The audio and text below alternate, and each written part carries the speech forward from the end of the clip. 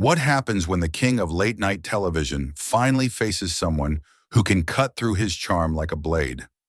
When Jimmy Kimmel sat across from Seth Meyers that night, he didn't realize he wasn't hosting a guest. He was facing a rival.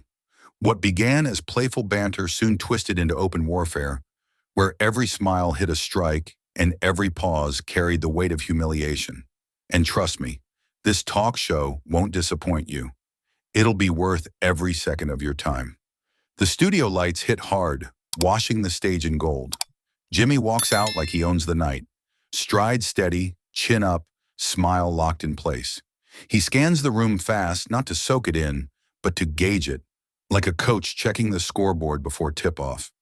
He adjusts his jacket with a flick, taps the desk once, and the rhythm says, "I'm in charge." His jokes come easy at first, but there's an edge under the charm, a quiet dare in every beat between words. He leans back in his chair, fingers steepled, eyes sharp, and a little hungry. "Big night," he says, casual on the surface, competitive underneath. Then, voice smooth as honey, "We've got a great guest tonight, the one and only Seth Meyers." The crowd erupts. Jimmy smirks, eyes glinting with that familiar mix of charm and challenge. Seth walks out with the kind of confidence that doesn't need a drumroll. Calm, controlled, dangerous. He waves once to the crowd, short, polite, then locks eyes with Jimmy. They shake hands. It's quick, dry, and honest about what this is going to be. Jimmy says, "Welcome to my house," he says, grin tight but charming. Seth doesn't blink. "Every house has a door, Jimmy. Some of them swing both ways." He sits without breaking eye contact, one ankle over the knee, posture easy but loaded. Jimmy tilts his head, smile still on, but his eyes sharpen a notch, trying to pull the conversation back. The talk starts smooth, safe jokes, easy rhythm, the kind of banter that fills air without saying much. They talk about the Emmys, success, the usual Hollywood fluff. But Jimmy's tone carries a hint of something sharper. "So," he says, leaning back just enough to sound casual, "you're here to promote your Emmy nomination? On my show?" The audience laughs, thinking it's harmless. Seth just tilts his head, half a smile forming. "You asked me here, Jimmy. I assumed it was to talk, not to measure." The line lands like a feather, but cuts like glass. Jimmy's grin doesn't fade, but it tightens around the edges. He laughs louder than he needs to, trying to steer the tone back to friendly. Seth lets him, but his eyes say he's already clocked the opening. The crowd is still laughing, unaware of how the air's changed. Jimmy shifts in his chair, pretending to find his next question on the cue card, but his glance keeps flicking towards Seth, measuring him now, for real. "You always this quick?" he asks, a little too lightly. Seth chuckles. "Only when I'm on someone else's time." It's not loud, not flashy, but it hits. Jimmy's laugh comes out a second too late. The audience catches it. There's a ripple of awkward amusement, the kind that says something's happening here. Jimmy leans forward again, trying to regain control of the rhythm, but Seth doesn't flinch. Jimmy leans back in his chair, eyes glinting with that smug, stage-born confidence. "You know, Seth," he says, tapping his cue cards with mock innocence, "some people out there think you've gone soft." Seth raises an eyebrow, silent. Jimmy grins wider, then flicks his wrist toward the control booth. "Let's see what they mean." The lights dim. The giant screen behind them lights up in bold white letters. "Real hosts wear ties." A dramatic pause follows before the voiceover booms. Deep, serious, almost presidential. "You know who didn't wear ties?"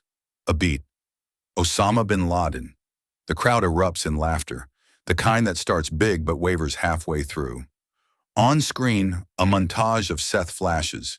Every frame exaggerated, grainy, off balance, overexposed. The ad ends with a fake campaign slogan, "Seth Meyers, casual Fridays, every day." Jimmy's grin stretches wide. He taps the desk twice, pretending humility. "Wow," he laughs, "didn't know we had the CIA working in post-production." The audience howls again, half at the joke, half at the audacity. Then Jimmy leans forward, eyes locked on Seth. "Don't worry, buddy. You'll get your tie back when you win something real." Seth doesn't move. No laughter, no fake grin. Just a long stare. Calm, unreadable. The silence makes Jimmy blink first. Seth tilts his head, voice low and steady. That's cute, Jimmy.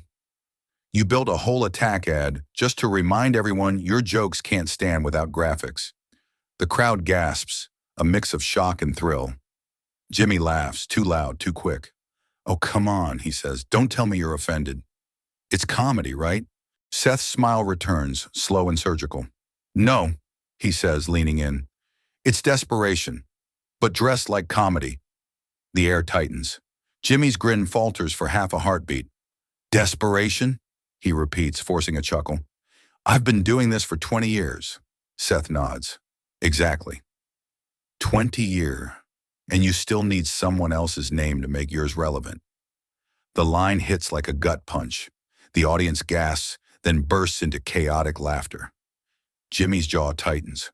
He wants to fire back, but nothing lands. Seth leans back, folding his hands. Don't worry, man, he says quietly. I'll leave the punchlines. You're clearly still catching yours. The crowd roars again, this time louder, sharper, leaning towards Seth. The lights flicker. Then the screen behind Jimmy suddenly lights up again. But this time, it's not his doing. The studio freezes for half a breath before Seth's voice cuts through, cool and razor sharp. Jimmy Kimmel uses forced foreign labor. The audience bursts into laughter, half from shock, half from disbelief. Jimmy laughs too, but it's the wrong kind of laugh. It's tight, shallow, nervous. Seth leans forward, eyes locked on him, the faintest smirk at the corner of his mouth. Relax, Jimmy. It's satire, he says, his voice calm but cutting. I'm sure you know the word, unless your writers didn't teach you. The crowd explodes again, this time with a different tone. Not laughter with Jimmy, but at him. Jimmy opens his mouth, searching for something to say, but the rhythm is gone. He forces a grin, trying to recover. Oh, we're doing fake news now? Seth doesn't miss a beat. No, he says evenly. I'm doing fact-based comedy. You should try it sometime. The room tilts. The laughter stops just short of applause. You can feel the balance of power shift. Quiet but undeniable. Jimmy leans back, eyes narrowing, but Seth stays still, relaxed in control. Jimmy chuckles again, low and forced. You came prepared. Seth shrugs. You brought weapons, Jimmy. I brought aim. The crowd erupts. Cheers, gasps, the kind of noise that signals a turn no one saw coming. Jimmy looks toward the cameras, his smile frozen in place, but the audience isn't with him anymore. They're watching Seth, calm, steady, unbothered, the man who just turned Jimmy's stage into his own. Jimmy straightens up, regaining his composure, and signals the booth. All right, Seth, he says with that old grin. Let's see how deep this brotherhood runs. The screen flashes to life again, and a fake interview begins playing. Josh Meyers, Seth's real-life brother, sitting in perfect lighting, speaking with mock sincerity. Jimmy Kimmel is more of a brother to me than Seth ever was. The crowd gasps, then erupts into laughter. Jimmy leans back, grinning wide, soaking in the chaos. Can't argue with family, right? He says, smirking.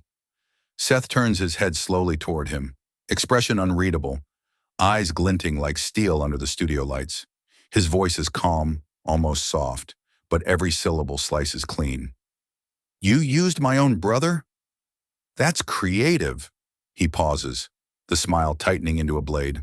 For someone who usually needs a cue card to sound spontaneous. The audience breaks into shocked laughter, the kind that hangs in the air because it's half thrill, half disbelief. Jimmy's smile freezes. The comeback didn't land. Seth's tone isn't defensive. It's surgical. Jimmy laughs again, too loudly this time, waving it off like nothing's wrong. Hey, all in good fun, right? He says, voice slightly higher, betraying a crack. Seth doesn't blink. He leans in just a fraction, tone lowering to something sharp and deliberate. You know what the difference between us is, Jimmy? The studio goes still. You need applause to feel alive. He lets the words hang there, the silence stretching, heavy and focused. I just need silence, because mine lasts longer. The room freezes, not a laugh, not a whisper. Just the faint hum of the cameras catching the tension. Jimmy's eyes flicker, a flash of realization, the kind that says he knows he just got hit somewhere deep. For the first time all night, he isn't leading the room. Seth sits back, unhurried, unshaken, while Jimmy forces a grin that doesn't reach his eyes. The king of late night just got dethroned, and the crowd knows it. Seth leans back, calm as ever, then looks toward the booth. Roll it. The command lands like a trigger. The screen flickers, and suddenly there's a woman on camera, arms crossed, standing in a pristine bedroom. It's Jimmy's wife, or at least someone playing her, voice dripping with mock frustration. He owns 14 pairs of glasses, she says flatly, and still can't see humility. The audience explodes in laughter. Jimmy tries to laugh with them, but it sounds thin, brittle. He rubs his forehead, muttering something that doesn't quite make it into the mic. Seth watches unblinking. Then leaning forward slightly, his tone turns surgical. Don't worry, Jimmy. Every great host needs a mirror, not for makeup, but for self-awareness. The crowd reacts instantly. A mix of cheers, gasps, and laughter that teeters on the edge of cruelty. Jimmy smiles too wide now, clapping his hands together as if to signal he's still running the show. But his eyes tell another story. The joke cut deeper than he expected. Jimmy straightens his tie, forces a chuckle.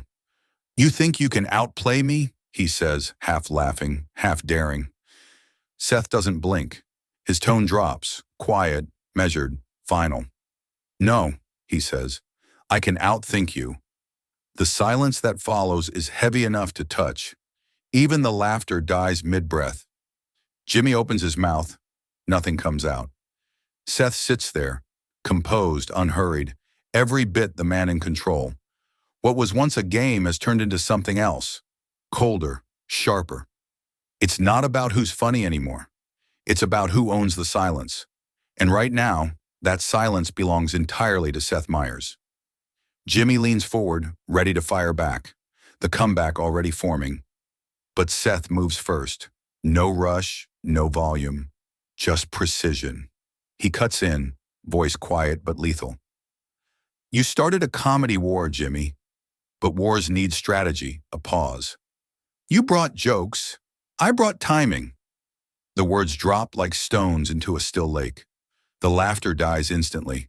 The crowd goes dead quiet, unsure if they're supposed to breathe or wait for the punchline that never comes. Jimmy's mouth stays open, the retort frozen halfway out. He swallows hard, eyes flicking toward the audience, searching for backup that isn't coming. Every camera in the room seems to tilt toward Seth, the man who just flipped the entire rhythm of live television with one whisper. Seth leans forward now, elbows on his knees, voice dropping into something almost intimate. Every comedian gets his audience, he says slowly, eyes locked on Jimmy. You get noise. He lets it hang for half a beat, then finishes, lower, colder. I get memory. The line doesn't shout, it lands. The air itself seems to flinch. Jimmy opens his mouth, but no sound follows. Not a word, not a laugh. His expression says everything. The realization that the room he built, the laughter he controlled, isn't his anymore.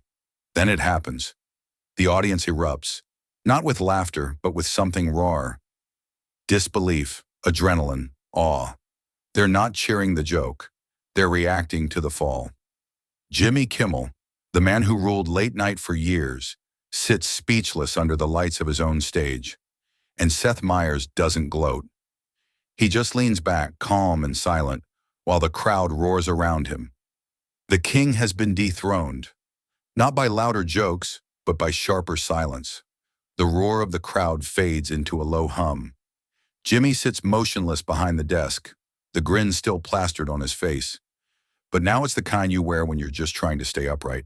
He exhales slowly, then lets out a quiet laugh that doesn't sound like victory.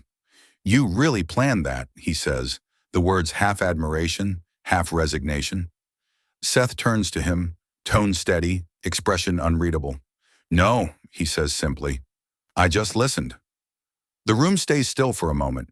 No punchline, no music, no recovery.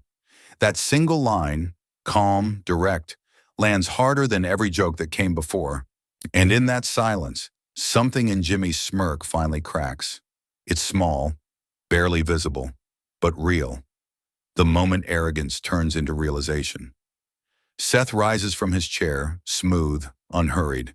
He extends his hand, the gesture confident but not cruel. "Good talk, Jimmy," he says. "Thanks for letting me teach." Jimmy hesitates before taking it. The handshake is quick, firm on one side, trembling on the other. Seth steps back, nods once, then walks off stage, leaving the air heavy behind him. Jimmy stays seated, eyes following Seth's back until he disappears behind the curtain. The cameras hold the shot, the desk, the lights, the host who suddenly looks smaller than the stage he built. His lips twitch into one last forced smile, but his eyes are hollow. The broadcast ends on that frozen image. One man standing, one man sitting. Proof that in this business, laughter isn't power. Control is. And tonight, Seth Meyers owned both. If you enjoyed this video, make sure to hit that subscribe button, drop a like, and share your thoughts in the comments below. Don't forget to turn on the notification bell so you never miss another explosive moment from television's most unpredictable talk shows. Thanks for watching, and trust me, the next one will hit even harder.